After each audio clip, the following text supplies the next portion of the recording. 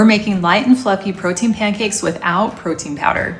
One serving of 3 delicious pancakes has 14 grams of protein from Greek yogurt, almond flour, and eggs.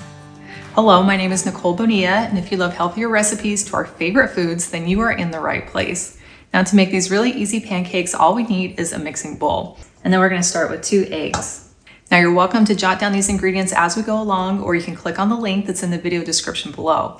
And that will take you to the full recipe with all the details, including nutrition facts, ingredients and substitutions, and frequently asked questions. And to add even more protein and fluffiness, we're adding 2 additional egg whites. Next, we'll add half a cup of plain Greek yogurt, and this will make them extra creamy and add more protein.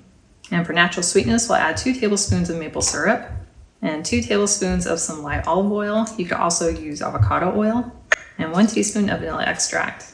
Then we'll just whisk these together until well combined. Now we can add our dry ingredients, which includes 1 cup of almond flour. Now the almond flour will add delicious protein and moisture and flavor, but it needs a little bit of help to build structure in the pancakes. So we want to add an additional flour. So I'm gonna add 1/3 of a cup of a gluten-free flour blend, but you can also use all-purpose flour or oat flour. Next, we'll add 2 teaspoons of baking powder and half a teaspoon of salt. And then we'll just mix this together till it's well combined. And this is where you can gauge the thickness of your pancake batter. You want it to be thick enough that it kind of holds its shape as you drizzle it over itself. Now, as you're making your pancakes, the batter may become a little bit thicker as those ingredients melt together even more. So you can always add a little bit more milk as you go along to keep it to a nice consistency. Now, to make our pancakes, you'll want to bring your nonstick pan over a medium heat.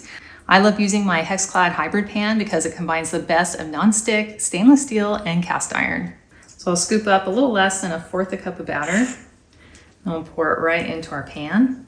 And then we'll just let this cook until it's lightly toasted on the bottom. And then as soon as we start to see those bubbles starting to form, we can flip it over. And then we have this beautifully golden toasted pancake.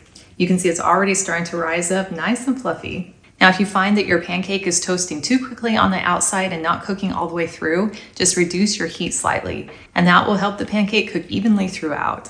So after about a minute, we can check the bottom, and that is nice and toasted.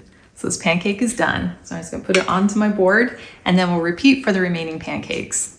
And I can see that the batter has gotten a little bit thicker, so I'm gonna go ahead and pour in about a tablespoon of milk, and then just stir that in to maintain the perfect batter consistency. And now we have about a dozen gorgeous light and fluffy pancakes that are ready to be enjoyed. One of my favorite ways to enjoy pancakes is spreading a little bit of whipped cream cheese on top. And then give it just a little kiss of some maple syrup.